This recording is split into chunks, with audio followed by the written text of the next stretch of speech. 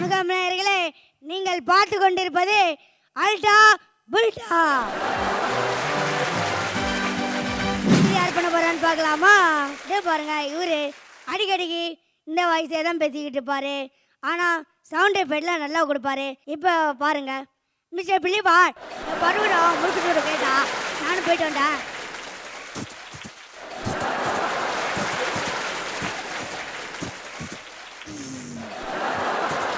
உனக்கு என்ன பிரச்சனை? இப்பயாவது கேட்டீங்களா சார்? சொல்லு சார். எனக்கு சின்ன வயசுல இருந்தே இட்லியில சட்னி தொட்டு சாப்பிடணும் ரொம்ப பிடிக்கும் சார். சரி, அப்படியே 18 வருஷமா பழகிட்டேன். இதுலயும் பார்த்தீங்கன்னா தேங்காய் சட்னி, மல்லி சட்னி, புதினா சட்னி, தக்காளி சட்னி, இப்படி வெரைட்டியா சட்னி வச்சு சாப்பிட்டு பழகிட்டேன் சார். சரி. ஆனா இப்போ எல்லாம் சட்னியே சாப்பிட்டா ஒத்துக்கிறது இல்லை சார். ஏன் என்னமோ தெரியல சார், சட்னியை தொடக்கூடாதுன்னு சொல்லிட்டாங்க. சத்தியம் உனக்கு ஒத்துக்கிற மாட்டேங்குது. ஆமா சார். இதுக்கு சத்தியம் ஃபோமியான்னு பேர். இதுக்கு ஒன்றும் பிரச்சனை கிடையாது. உன்னை படுக்க போட்டு 2 கிட்னியும் கிளியர் பண்ணி எடுத்துட்டோம்னு வச்சுக்கவேன், சரியா போ. அவ்வளவுதானா சார்? ஆமா ஆமா. Okay sir, okay. வயித்து போகா? ஆமா. சரி, ஒரு வாரமா வயித்து போகா இருக்கு. பல மாத்திரைகளை தின்னு பார்த்துட்டேன். சரி, ஒன்றும் அடைக்கிற மாதிரி தெரியல டாக்டர். சரி, வயித்து போக்கு, அதுக்கு ஒன்றும் பிரச்சனை இல்லை. நீ என்ன பண்ணு, இன்னொரு பிரெஸ்கிரிப்ஷன் பேப்பர் கிழிக்கிறதுக்கு லேட் ஆகும். என்ன இந்த பாரு பாரு வச்சுக்கிட்டியா டாக்டர்? இதுல 3 வகையான சிமெண்டோட பேர் எழுதி இருக்கிறேன். ஆமா. அரலோடு ஜல்லி, கொஞ்சம் மண்ணு, ஒரு 4 தட்டு மண்ணு. எதுக்கு இதெல்லாம் வாங்கிக்கிட்டு அந்த ஆஸ்பத்திரிக்கு அந்த பக்கம் ஒரு லேப் இருக்கா, ஆமா, அங்க போ. அங்க போனா நம்ம ஆஸ்பத்திரியோட சீனியர் கொத்தனார் சீனிவாசன் MBBS இருப்பாரு. சரி, அப்படியே மல்லாக்க படுக்க போட்டு பின்னாடி பூசி விட்டுருவாரு. எதுவுமே வெளியே வராது. ஐயோ, அவளே கிடையாது. சரி டாக்டர், சரி டாக்டர், சரி டாக்டர். நம்ம நிகழ்ச்சியில அடுத்ததா வந்து அசத்த போகும் மாஸ்டர் மன்னர்கள் Christopher and Safi. Let's welcome them on stage please. Ojai, ojai, ojai, ojai, ojai,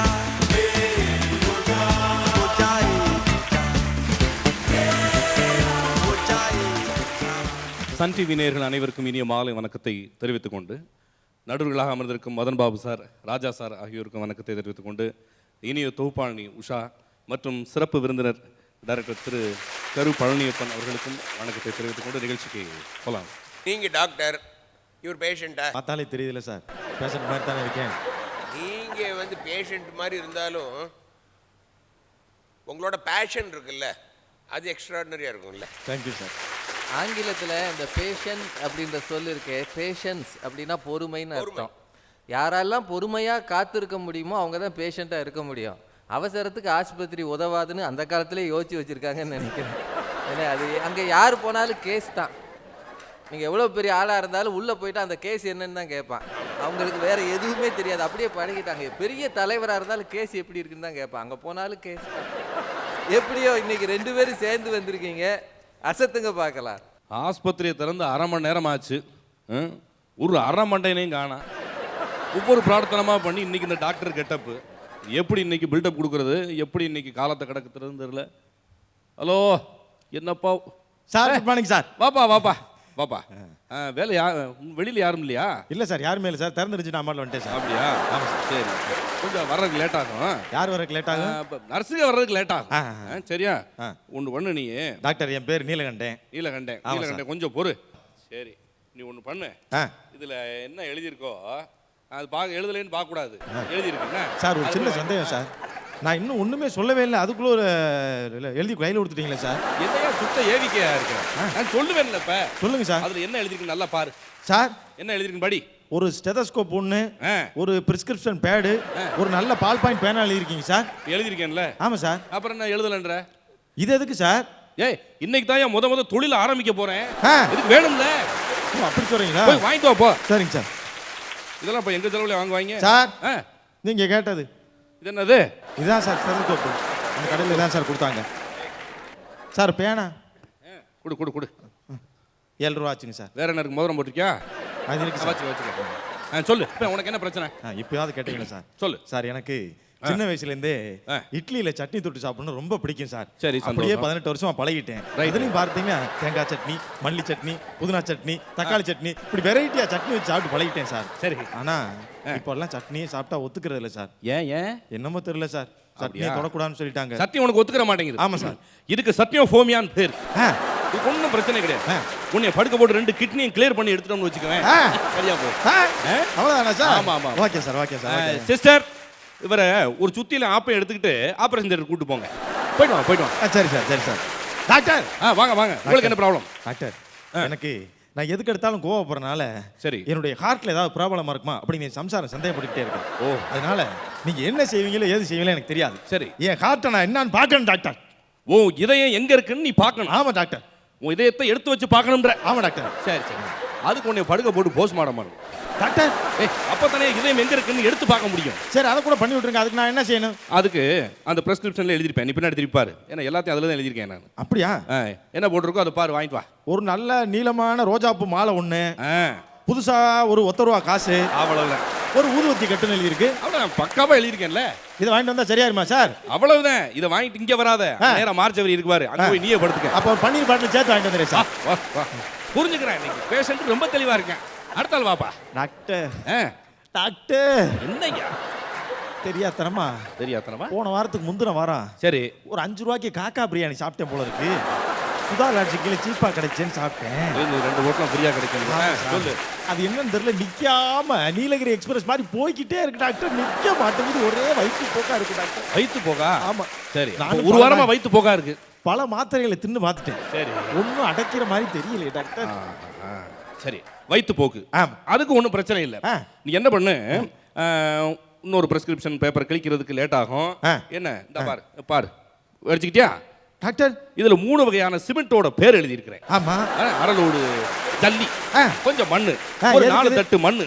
எதுக்கு? இதெல்லாம் வாங்கிக்கிட்டு அந்த ஒரு ஆஸ்பத்திரிக்கு அந்த பக்கம் ஒரு லேப் இருக்கா, ஆமா, அங்க போ. அங்க போனா நம்ம ஆஸ்பத்திரியோட சீனியர் கொத்தனார் சீனிவாசன் MBBS இருப்பாரு. சரி. அப்படியே மல்லாக்க படுக்க போட்டு பின்னாடி பூசி விட்டுருவாரு. எதுவுமே வெளியே வராது. ஐயோ, அவளே கிடையாது. சரி டாக்டர் சரி டாக்டர் சரி டாக்டர். டேய், ஃபீஸ் எல்லாம் வெளியே கொடுத்துட்டு போறீங்களா இல்லையா? கொடுத்துட்டா போ போ. டாக்டர்.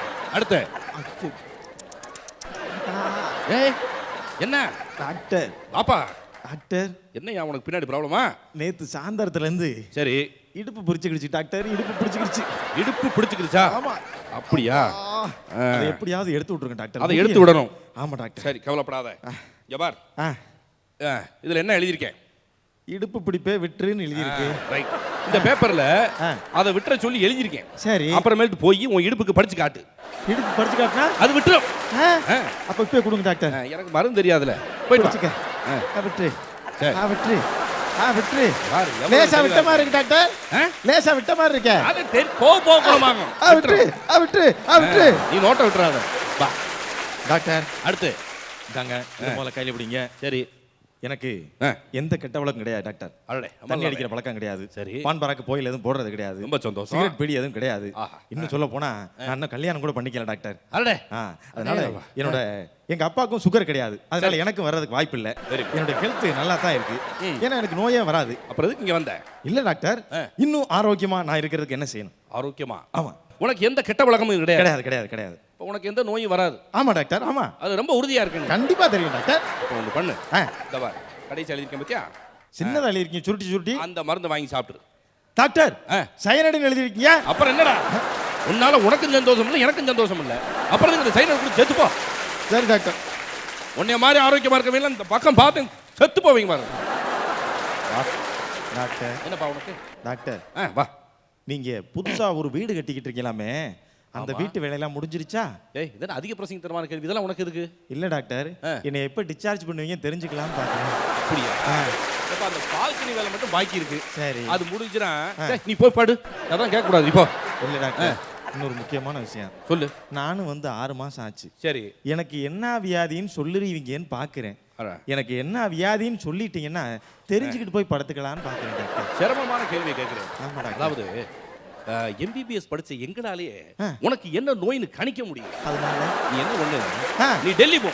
அங்க டாக்டர் APJ அப்துல் கலாம் இருப்பார். அவர் ஒரு டாக்டர். கண்டுபிடிச்சிருவார். முடிஞ்சா அங்க போய் பாக்குறேன் டாக்டர். போய்ட்டு. டாக்டர், இன்னொரு சின்ன சந்தேகம். சொல்லு. நீங்க ஒரு மாத்திரை கொடுத்தீங்களே, ஆமா, அந்த மாத்திரைய உனக்கு இருக்கிற நோய்க்கு சரி ஆயுசு பூரா சாப்பிடணும் நீங்க சொல்றீங்க. ஆமா. ஆனா வெளியில இருக்க நர்சம்மா 6 மாசம் சாப்பிட்டா போதும்னுது. நான் எதை ஃபாலோ பண்ணேன்? அது ரெண்டும் ஒண்ணுதானப்பா டாக்டர். 6 மாசம் என்ன? அப்புறம் சரியா போயிருமா? சரியாயிடும். சரி டாக்டர். சரி டாக்டர். சரி டாக்டர். அடுத்து பாபா. டாக்டர் சொல்லு. மூச்சு விட்டு விட்டு வருது டாக்டர். மூச்சு விட்டு விட்டு வருது? ஆமா டாக்டர். அப்படியா? சரி. அப்ப என்ன பண்ணணும்? உனக்கு மூச்சு விட்டு விட்டு வரதை நிறுத்தணும் டாக்டர். நிறுத்திடுவோம் டாக்டர். இந்த நோயை நிறுத்திடுவோம். இன்னொரு முக்கியமான விஷயம் டாக்டர். சொல்லு. வேகமா உயிரை பணைய வச்சு ஓடும்போது ரொம்ப மூச்சு வாங்குதே, அது ஏன் டாக்டர்? மடப்பையில வேகமா உயிரை பணைய வச்சு அவ்வளவு தூரமா ஒண்ணமா ஓட வேண்டியதானே? பிட்பாக்கெட் அடிச்சுட்டு மெதுவா உடனே பிடிச்சிருவாங்க டாக்டர். பாவிப்பல்லே நானே பெரிய பிராடு. தள்ளி நின்று பேசு. வேற என்ன உனக்கு? டாக்டர் ஆ, டாக்டர் சொல்லுப்பா. டாக்டர் என்னய்யா? டாக்டர் டாக்டர் சொல்லு. இது உங்களுக்கே நல்லா இருக்கா? என்ன? திருதுப்புளி என் நோய் குணமாயிருச்சு, டிஸ்சார்ஜ் பண்ணி வீட்டுக்கு போன்னு சொன்னா எப்படி டாக்டர் நான் போவேன்? வேற என்னடா சொல்ற? உங்க நர்ஸுகளை பிரிச்சு என்னால ஒரு நிமிஷம் கூட உயிர் வாழ முடியாது டாக்டர். என்னை இங்கே அட்மிட் பண்ணிருக்கு டாக்டர். அந்த புள்ள அழகா இருக்கு. நர்ஸுகளை பிரிஞ்சு உன்னால இருக்க முடியல. ஆமா டாக்டர். அதுக்கு பூரா ஜூனியர் ஆர்டிஸ்டா. இங்க பாரு, அந்த பிள்ளைகளுக்கு பூரா சம்பளத்தை கொடுத்துட்டு அப்படி சம்பளங்கால் போட்டு உட்காந்துரு. நாளைல இருந்து நான் கெட்டப்ப மாத்திக்கிறேன். Okay sir, okay sir. பாப்பா சார். Thank you. வெல்டன். ஆக்சுவலாக இயான் ஃப்ளைமிங்னு ஒரு வந்து ரைட்டர் இருந்தார். அவர் என்ன எழுதினாரோ அதெல்லாம் தான் ஜேம்ஸ் பாண்ட் படத்தில் வரும், அந்த கதைகள்லாம். ஆனால் அதுக்கப்புறம் அதெல்லாம் நிறைய விஷயங்கள் உண்மையாக நடந்தது. அதே மாதிரி நீங்கள் இப்போ சொன்னதில் இடுப்பு வலி விட்டுருன்னு இடுப்புக்கிட்ட சொன்னால் வலி விட்டுருன்னீங்களே, அது உண்மை. ஆக்சுவலாக வந்து 2000 வருஷத்துக்கு முன்னாடி நம்ம யோகாலாம் சொன்னது, எங்கே வலிக்குதோ அந்த இடத்துல வலியை விட்டுருன்னு சொன்னால் விடும். பட் நீங்கள் வந்து நகைச்சுவை எல்லாமே நல்லா பண்ணீங்க. பட் அந்த விஷயங்கள் நீங்கள் நகைச்சுவையாக உங்களை அறியாமல் நீங்கள் சொல்லியிருக்கீங்க, அது ரொம்ப உண்மையான விஷயம். அதாவது மருந்தினுடைய வேகத்தை விட நோயாளியினுடைய மன உணர்வு தான் வியாதிக்கு சரியான மருந்து. அது ரொம்ப அழகாக சொன்னீங்க. அது மட்டும் இல்லை, அவர் போலி டாக்டர்ன்றதை முதல் சீன்லேயே சொல்லிட்டார். அவர் தான் ஸ்டெத்தாஸ்கோப் வாங்கிட்டு வான்னு எழுதிட்டு சொல்லியிருக்கிறாரு. ஆனால் நீங்கள் கொடுக்கும்போது இது என்னதுன்னு கேட்குறாரு. ஸ்டெத்தஸ்கோப் தெரியாமல் ஒரு டாக்டர் இருக்கிறாருன்னா, ஆனால் கிராமத்தில் அப்படி ஆள் இருக்கிறாங்க. இல்லை, அதை விட அந்த ஹார்ட்டுக்கு வந்து ₹1 புது காயினி வாங்க சொன்னாங்க. ரொம்ப இயல்பாக இருக்கு சார். இவங்க பர்ஃபார்மன்ஸ் பற்றி நீங்கள் என்ன நினைக்கிறீங்க? ரொம்ப நல்லா இருந்துச்சு. எனக்கு பொதுவாக வந்து இந்த மாதிரியான ஒரு காமெடி பண்ணும் பொழுது நடிப்பவரோட பக்கத்தில் இருக்க ஒரு கொஞ்சம் சுதி குறைஞ்சிருக்கும். ஏன்னா அவர் தான் எடுத்து டைமிங் கொடுக்கணுங்கிறது. இதில் இவரை விட எடுத்து கொடுக்குற ஒரு பிரமாதப்படுத்திட்டார். தடன்னு வரிசை அடுத்து ரொம்ப நல்லா இருந்துச்சு. நீங்கள் அந்த முதல்ல ஸ்டெத்தஸ்கோப் வாங்கிட்டு வான்னு சொன்னால் எனக்கு போலீஸ் ஸ்டேஷன் சீனை பண்ணுறாங்க போல இருக்கு. எனக்கு ரொம்ப நாள் சந்தேகம் உண்டு, எந்த போலீஸ் ஸ்டேஷனுக்கு போனாலும் ஒரு பேர் பேப்பர் கேட்குறானே, இந்த பேப்பர் இவ்வளோ வச்சு என்ன தான் செய்வான் அந்த போலீஸ்காரர் போகிறா அப்படின்னு. போகிறவங்க எல்லாம் பேப்பர் மட்டும் இல்லை, பேனாவும் வாங்கி கொடுக்கணும். ஒரு பேனா இல்லை, 10 பேனா வாங்கி கொடுக்கணும். ஒரு காலத்தில் இருந்து இப்போ தமிழக அரசு சொல்லியிருக்கான், எல்லாருக்கும் போனவங்களுக்கு பேப்பர் அவங்களே கொடுத்து எழுத சொல்லுவாங்க. அதை நீங்கள் சொன்னது ரொம்ப வேடிக்கையாக இருந்தது. அது கரெக்டாக சொன்னார் டைரக்டர் சார். குறிப்பாக ஒரே விஷயத்தை வச்சுக்கிட்டு அடுத்தடுத்து வெவ்வேறு நகைச்சுவை பண்ணது ரொம்ப நல்லா இருந்துச்சு. வாழ்த்துக்கள். Thank you sir. நன்றி நன்றி நன்றி. கிறிஸ்டோபர் அண்ட் சசி, உங்க 2 பேரோடைய ஹில்லரியஸான அசத்தலை தொடர்ந்து நம்ம நிகழ்ச்சியில அடுத்ததா வந்து அசத்த போகும் மஸ்தல் மன்னன் Balamurugan. Let's welcome him on stage please.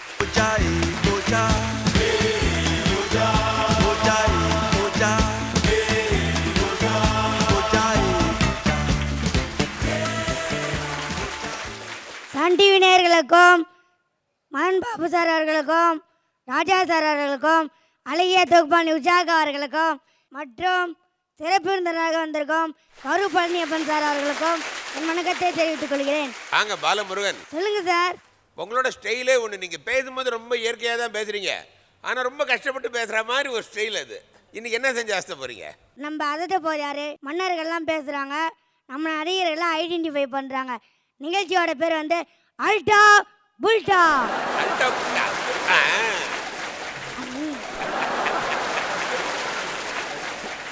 அசத்துங்க.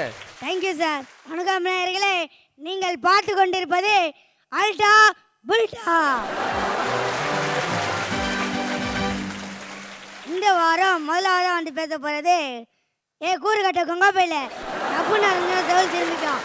பிறருக்கு பொண்ணும் பொருளையும் கொடுக்க வேண்டாம், மகிழ்ச்சியும் சந்தோஷத்தையும் கொடுத்தா மட்டுமே போதும். இது வந்து யாருன்னு சொல்லுங்க பார்க்கலாம். எனக்கு தெரியும், அதாவது துக்குளிக்க வரீங்களா? நீங்கள் தப்பா சொல்லிட்டீங்க. அவர் பேர் மதுரை முத்து.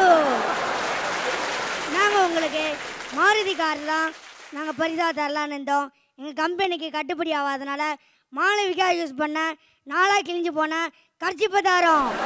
நேயர்களே, அடுத்தது யார் பண்ண போகிறான்னு பார்க்கலாமா? இதே பாருங்க, இவர் அடிக்கடிக்கு இந்த வயசே தான் பேசிக்கிட்டு இருப்பார், ஆனால் சவுண்ட் எஃபெக்ட்லாம் நல்லா கொடுப்பாரு. இப்போ பாருங்க, மிஸ்டர் பிள்ளைபாட் பருவம் முடிச்சுட்டு கேட்டா நானும் போயிட்டு வந்தேன்.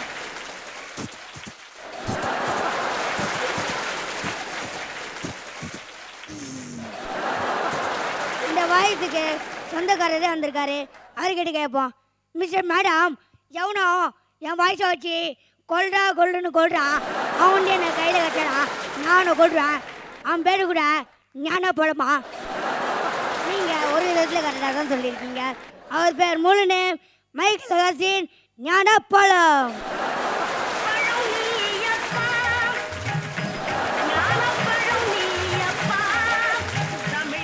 நமிதாவோட காரை தான் நாங்கள் கொடுக்கலான்னு இருந்தோம்.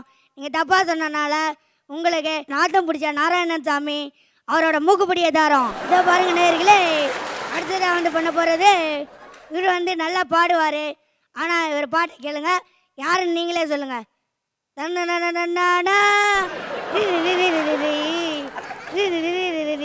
டிகிடாக்கு நான் வந்து ரொம்ப நாள் ஆச்சு. ஏங்க அவங்களெல்லாம் அடிக்கடிக்கு கூப்பிட முடியாது, போயிட்டு வாங்க. இவர் வந்து யாருன்னு சொல்லுங்க பார்க்கலாம்.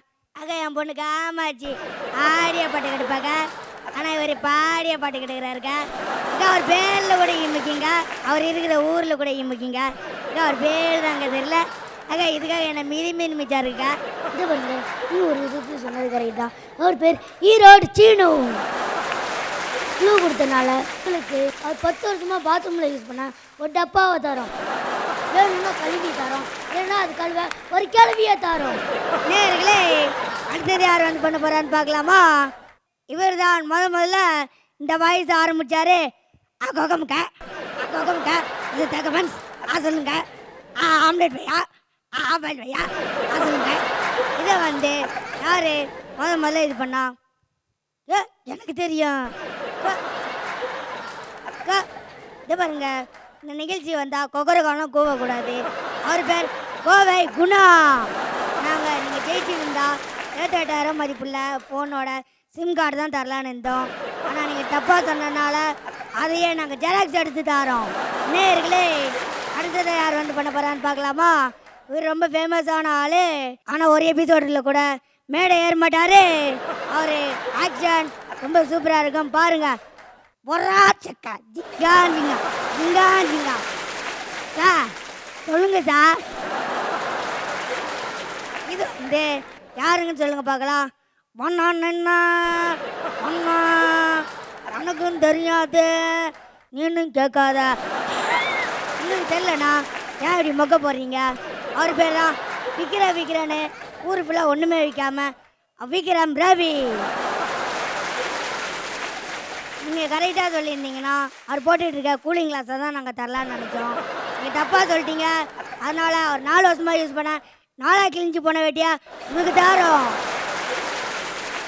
நேயர்களே, இந்த வார நிகழ்ச்சியை பார்த்தீர்களா? பரவசம் அடைந்தீர்களா? அடுத்த வாரம் பார்ப்போம். உங்களிருந்து விடைபெறுவது பாலமுருகன். பாலமுருகன் சொல்லுங்க சார். இங்கே உள்ளவங்களே எல்லாரையும் கலாய்ச்சிட்டீங்க. ஆள் உலக்கு மாதிரி இருந்தாலும் அடி ஒன்றும் உலக்க மாதிரி இருக்கு. அது சில பேருக்கு அந்த ரேஞ்ச் இருக்கு பாருங்க. நம்ம விட பெரிய ஆளுகிட்ட பேசவே கூசுன ஒரு காலம் போய் யாரையும் சாதாரணமாக அப்படி அசால்ட்டை தள்ளி விட்டுட்டு போகிற ஸ்டைல் இது. அதே மாதிரி ஒருத்தர் ஒரு 3 கேரக்டர். ஓகே, ஃபஸ்ட்டு காம்பேர் பண்ணுறவர், அடுத்தது அதுக்கு பதில் சொல்கிறவர், இவர் யார் மாதிரி பண்ணி காட்டுறாரோ அவங்க. அது 3த்தையும் இந்த வயசில் டக்குன்னு மாற்றி பண்ணுறது ரொம்ப கஷ்டம். அது ஆமாம். இன்னொன்று, நான் பாலமுருகன் நிறைய நிகழ்ச்சி பார்த்துருக்கேன். இப்போ இன்னைக்கு அவர் பண்ண ப்ரோக்ராம் ரொம்ப பிடிச்சிருந்தது. என்னன்னா, பொதுவாக எப்பொழுதுமே நம்ம இருக்கும் இடத்துல நம்ம சுற்றி இருப்பவர்களை பண்ணுற காமெடி இருக்குல்ல, அது வெளியில் இருக்க ஆளுக்கு புரியாது. ஆனால் இவர் இந்த யூனிட்டை பற்றி இவர் பேச ஆரம்பித்த உடனே எல்லார் பேரும் எனக்கு தெரியுது. ஓ, அடுத்து இவரை சொல்ல போகிறாரு. அது இந்த நிகழ்ச்சிக்கும் பாலமுருகனுக்கும் சிறப்பு. Thank you sir. நன்றி நன்றி நன்றி நன்றி. நம்ம நிகழ்ச்சியில அடுத்ததா வந்து அசத்த போகும் அசத்தல் மன்னனோட பெர்ஃபார்மன்ஸ் இப்ப பாருங்க. அவர் யாருன்னு அப்புறமா பார்க்கலாம். Let's welcome him on stage please.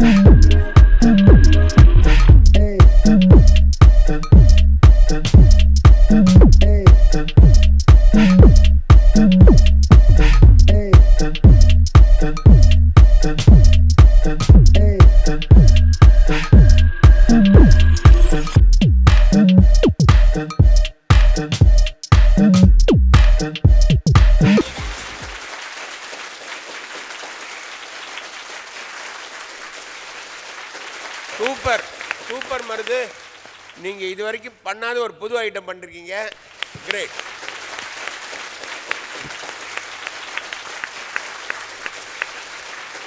யார் இது? சார் நான் தான் கணேசன், என் பேர். மதுரையிலேருந்து வரேன், புதுசாக பண்ணுறது. அதான் சார். நீங்க எந்த ஊர்ல இருந்து வரீங்க? மதுரை சார். மதுரை. ஆமாம் சார். எல்லாமே மதுரை தான். பிறப்பிடம் மதுரை தான். கணேஷ் சார் என் ஃபஸ்ட்டு அந்த பொண்ணோட முதுகுலேருந்து இறங்குங்களே. எனக்கு முதுகு வலிக்குது. பாவமாக இருக்கு. அழகான பொண்ணு சார். அது முதுகுலேயே உட்காந்துட்டு பேசுறீங்களே, வலிக்காது? இல்லை சார், இது மேட்ரு என்னன்னு கேட்டிங்கன்னா, பெண்களால் முடியாதது எதுங்கிறது தான் சார் இந்த கான்செப்ட்டு. பெண்கள் சாதாரண மனுஷங்கள் இல்லை, மலையே தூக்குவாங்கிறது நிறைய விஷயத்தில் நான் பார்த்துருக்கேன். அதுக்காக பண்ணதான் சார். யூரோப்பில் ஒவ்வொரு ஆண்டும் ஒரு திருவிழா மாதிரி ஒரு போட்டி நடக்குமா. மனைவியை முதுகுல தூக்கிட்டு கணவன் ஓடணும். அது சகதிக்குள்ளே சேருக்குள்ளே கரடு முரடான பாதையில் போய் ஜெயிக்கிறவங்க யாருன்னு இந்த சாக்கில் மனைவியை ஏற்றிட்டு சகதியில் தள்ளினவன்லாம் இருக்கான். ஆனால் இதில் என்ன சொல்லுதுன்னா, ஒரு மனைவி ஒரு பெண் நினைத்தால் கணவனை மட்டுமல்ல குடும்பத்தையே தாங்கி சுமந்து இயல்பாக இருக்க முடியும்னு அவர் காட்டியிருக்கிறாரு. அதில் மேலே உட்காந்துருக்கிற கணவன்மார் மனைவியினுடைய சுமையை எப்போ புரிஞ்சுக்குவாங்க அப்படின்றதுல தான் குடும்பத்தோடைய வெற்றியே இருக்குது. அதுதான் இந்த நிகழ்ச்சியோடைய வெற்றி. நன்றி சார். Okay sir. எங்களுக்கு இந்த மாதிரி ஸ்பெஷலாக பண்ணுறதுக்கு ஆக்சுவலாக மருது மட்டும்தான் இருந்தார். அவர் ஒத்தராக கஷ்டப்பட்டு எங்களை மகிழ்விச்சிட்டு இருந்தார்.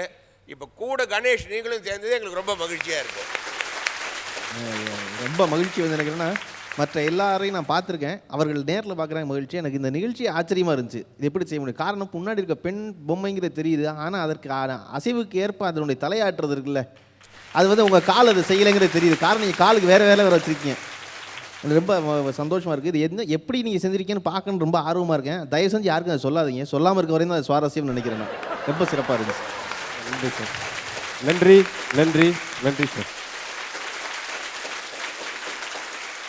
ஓகே வியூவர்ஸ், இந்த வார நிகழ்ச்சி நீங்க எல்லாரும் சந்தோஷமா பார்த்து சிரிச்சு என்ஜாய் பண்ணிட்டு இருக்கீங்க. இந்த வார நிகழ்ச்சியை பத்தி நம்மளுடைய சீஃப் கெஸ்ட் அண்ட் ஜட்ஜஸ் என்ன சொல்றாங்கன்னு பார்க்கலாம். Can we have them on stage please?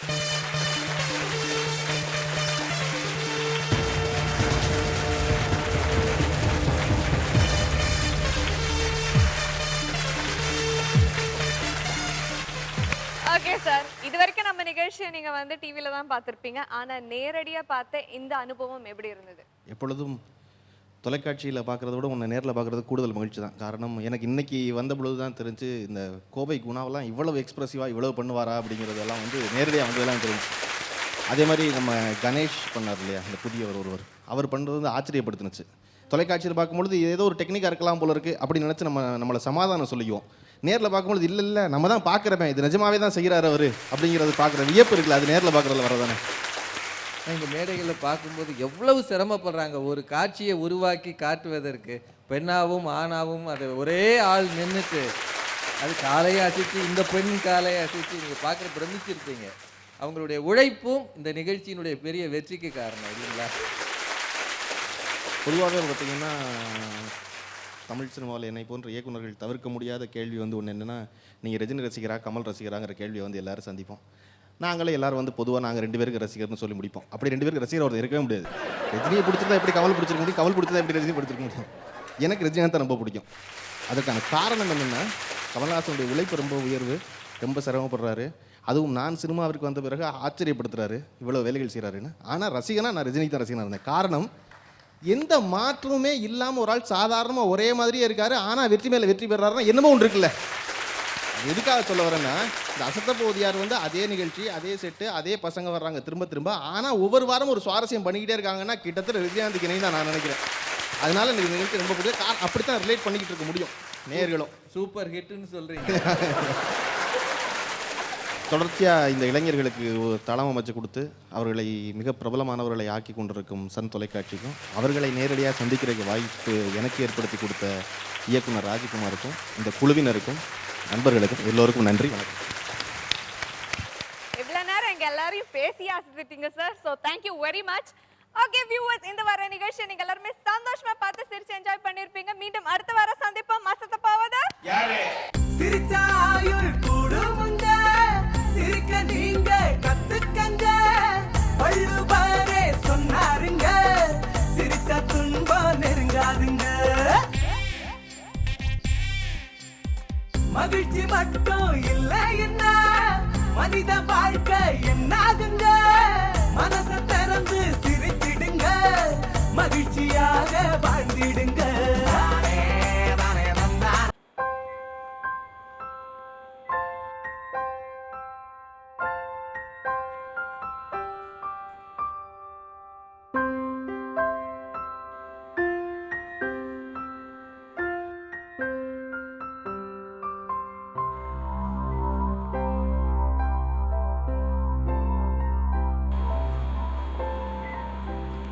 என்ன நடிகர் திடீர்னு எழுத ஆரம்பிச்சு பார்க்குறீங்களா? நான் அருமையான விஷயங்கள் எழுதுகிறேன். அதை நீங்கள் நக்கீரன்.in படிங்க. நிச்சயமாக ரெசிபி ஓகே எழுதுகிறேன்.